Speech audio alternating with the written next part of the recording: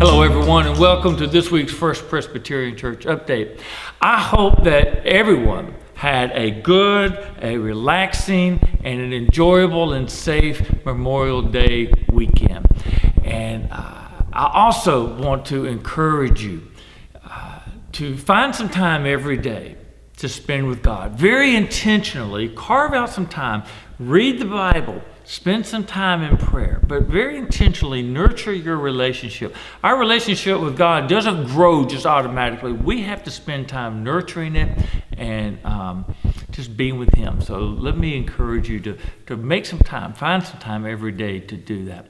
Well, let me share some announcements with you, some reminders with you. For those that are interested or planning on applying for the Mona Watts Kell Scholarship, the deadline is quickly approaching. The deadline is Monday, June 7th. This is a scholarship for the 2021-2022 academic year, and the eligible fields of study would be K-12 education, anything medically related, the ministry, or Christian education. So if you're planning on any of those and you're planning to apply, then please be sure that you get your application in no later than Monday, June 7th.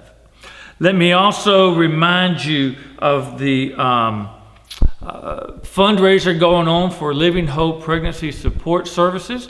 If you haven't already picked up your bottle, there are still some in the narthex, but if you have, don't forget, fill it with your spare change or with some money, or you can write a check made out to Living Hope Pregnancy Support Services.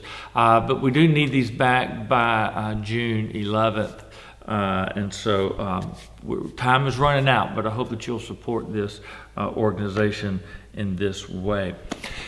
I'm excited to share that this coming Sunday is communion. Every first Sunday we celebrate communion. This week, though, this month, we will be returning to where you'll come forward to receive the elements of communion. So here's how it's going to work. So first of all, for those who maybe are not going to be comfortable in coming forward to receive communion, we will still have those little communion cups with the wafer on top and the cup of juice in the narthex, and you can pick those up if you would like on your way in.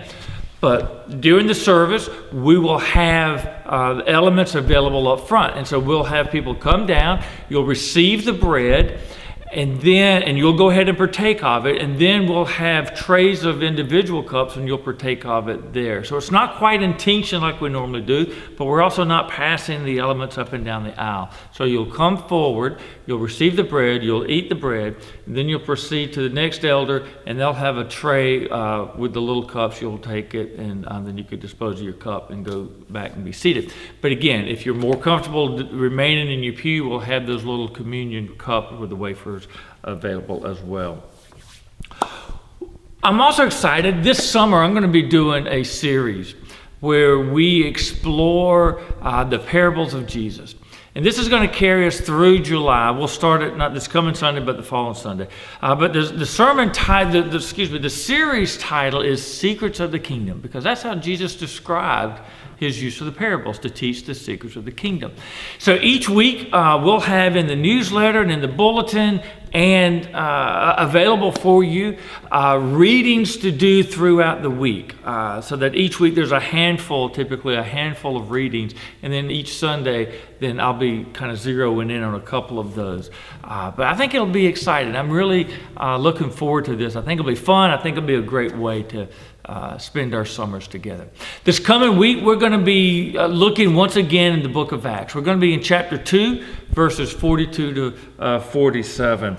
And the sermon title is After Pentecost, Life Together. And we're going to be exploring, what did the early church look like? What was it they prioritized and emphasized and valued as a young and emerging and growing community of faith? So I hope that you will join us this Sunday.